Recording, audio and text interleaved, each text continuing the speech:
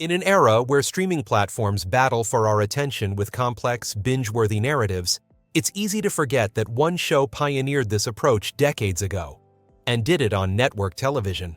Star Trek: Deep Space Nine wasn't just another spin-off, it was television's quiet revolution. Picture this: a lone space station hanging in the darkness, orbiting not some idyllic Earth-like planet, but Bajor, a world scarred by occupation, religious conflict, and the messy aftermath of war. No gleaming starship racing to the next adventure, no reset button at the episode's end. This was Star Trek stripped of its safety net. While today we explore morally complex protagonists and extended storytelling arcs in shows like Succession and The Bear, Deep Space Nine was laying this groundwork in 1993, examining religious extremism, institutional corruption, and the brutal cost of war years before our post-9/11 world made these themes commonplace in entertainment. And at its center stood Benjamin Sisko, Star Trek's first black captain, a reluctant messiah figure who began the series as a grieving widower and ended it as something beyond human. But here's what most people missed. Deep Space Nine wasn't just pushing boundaries, it was secretly redefining what television could be, years before anyone noticed. While the franchise's other shows reached for the stars, DS9 dared to look inward, asking not what's out there, but who we become when everything familiar is stripped away. Core analysis. While The Next Generation and Voyager promised new adventures each week, Deep Space Nine quietly broke Star Trek's episodic format with a radical experiment. By Season 3, episodic adventures gave way to extended story arcs that would sometimes span entire seasons, a television approach that was virtually unheard of outside soap operas at the time. What viewers didn't know was that the DS9 writers' room maintained a massive Bible that mapped character arcs and political developments across multiple seasons. Writer Robert Hewitt Wolfe revealed years later that major developments in Season 7 were planned as early as Season 2, a level of long-term serialized planning that wouldn't become industry standard until shows like Breaking Bad and Game of Thrones appeared over a decade later. The network executives at Paramount were reportedly terrified by this approach. In the mid-90s, conventional wisdom held that viewers would be lost if they missed an episode, especially without the convenience of streaming or even widespread DVR technology.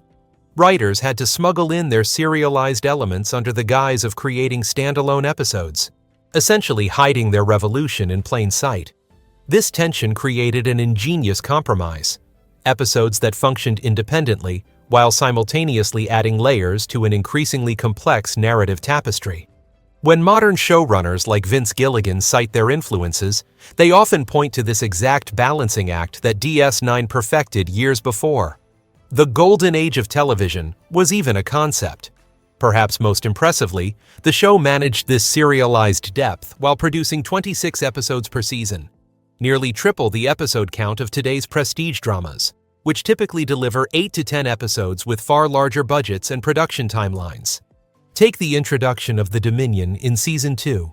What began as mysterious references to an unseen power gradually evolved into Star Trek's most complex antagonists.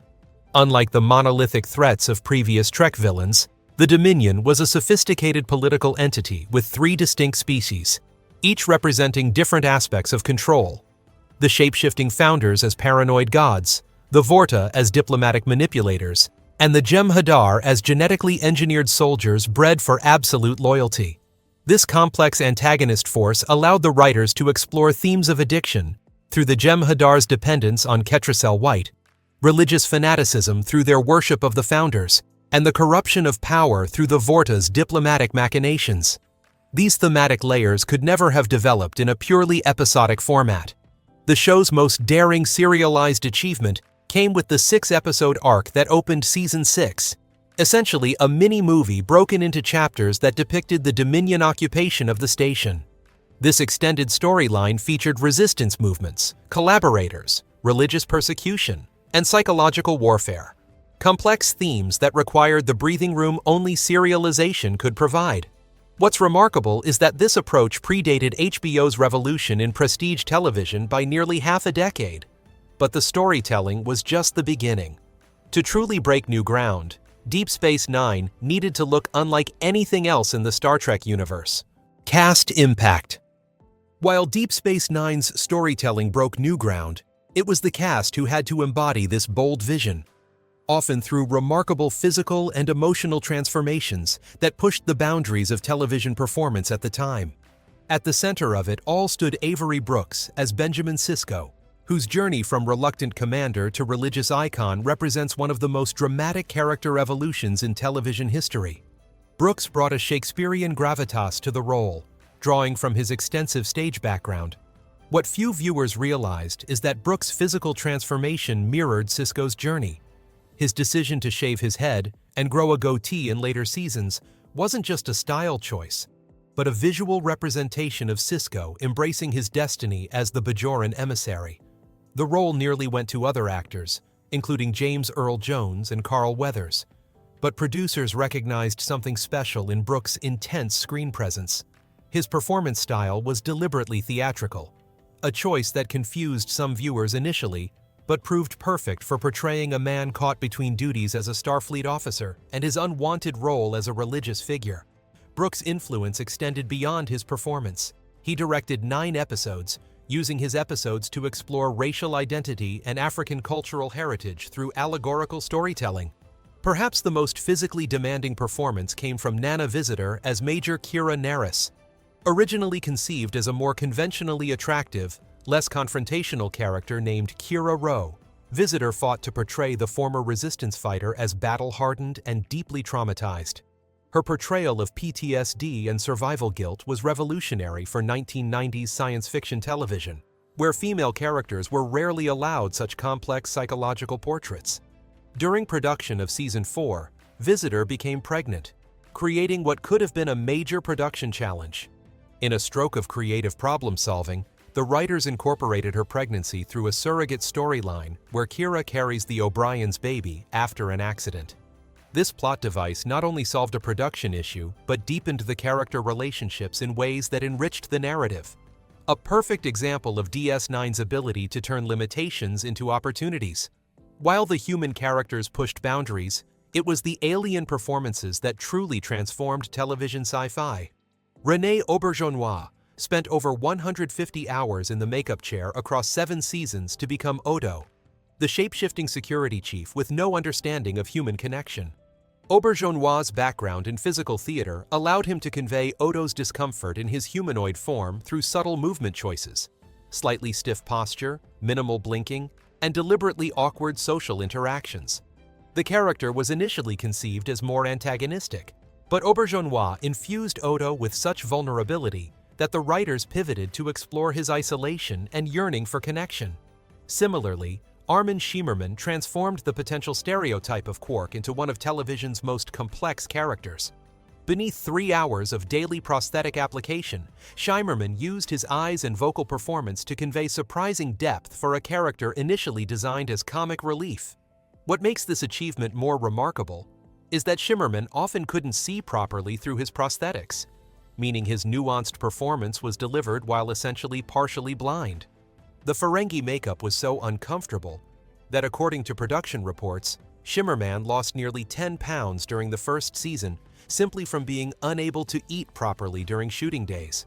Perhaps most underappreciated was Andrew Robinson's portrayal of Garak, the exiled Cardassian spy disguised as a simple tailor.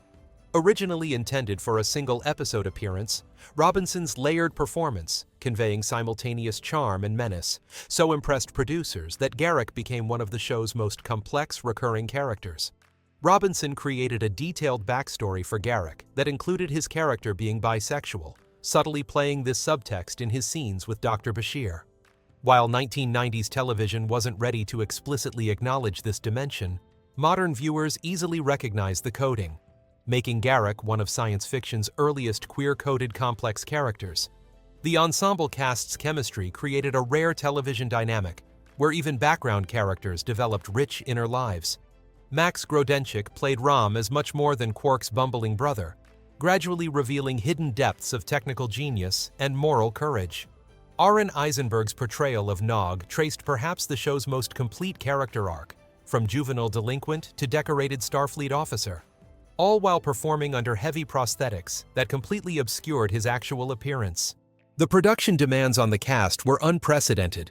During the Dominion War storylines, massive battle sequences required coordination between dozens of actors, stunt performers, and extras, often operating in full prosthetic makeup under hot studio lights for 16-hour shooting days. Mark Alaimo, who played the complex villain Gul Dukat, reportedly spent so much time in Cardassian makeup that he developed permanent skin discoloration around his eyes. A physical testament to the cast's dedication to bringing this universe to life. But how did audiences react to this radical departure from Star Trek norms? A show that dared to be complex, morally ambiguous, and serialized in an era when television was still expected to deliver neat, episodic packages? Reception. Evolution. When Deep Space Nine premiered in January 1993, it faced an uphill battle with critics and fans alike. The New York Times dismissed it as dull and ordinary, while Entertainment Weekly questioned whether a stationary setting could sustain audience interest. The initial Nielsen ratings tell the story. DS9's premiere drew 18.8 million viewers, an impressive number until compared to the Next Generation's average of 20+ million in the same period. By Season 3, those numbers had dipped to 12 million, reinforcing the network's fears about serialized storytelling. Traditional Star Trek fans were particularly vocal in their resistance.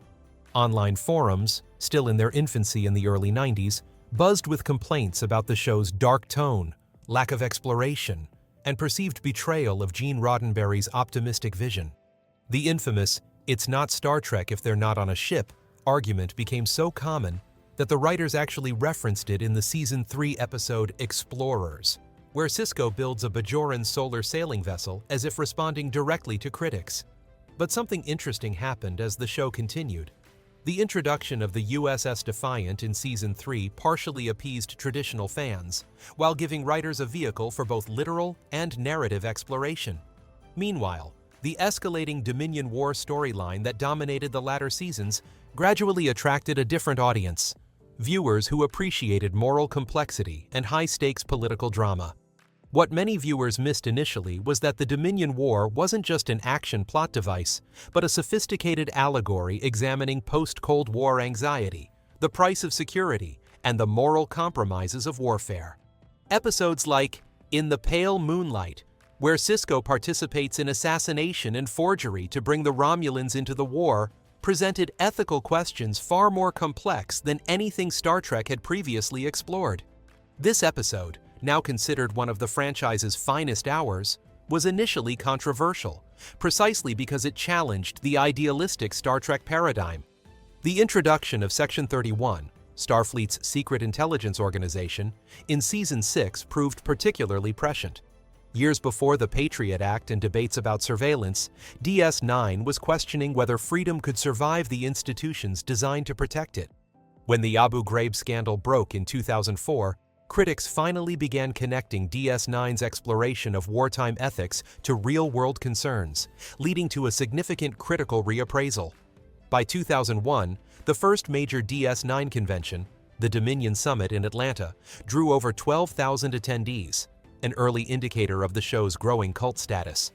Interestingly, this coincided with early DVD releases, making the serialized storylines accessible to new viewers who could experience the narrative as intended, without weekly gaps. The critical reassessment began in earnest around 2005, with Television Without Pity's comprehensive retrospective, The DS9 Project, marking a turning point. The article explicitly connected DS9's moral ambiguity to post-9/11 American anxiety, arguing that the show had been 10 years ahead of its time. By 2009, the AV Club had officially declared Deep Space Nine the best Star Trek series, in a headline that would have been unthinkable during the show's original run. What's particularly fascinating is how streaming culture finally provided the perfect environment for DS9's approach.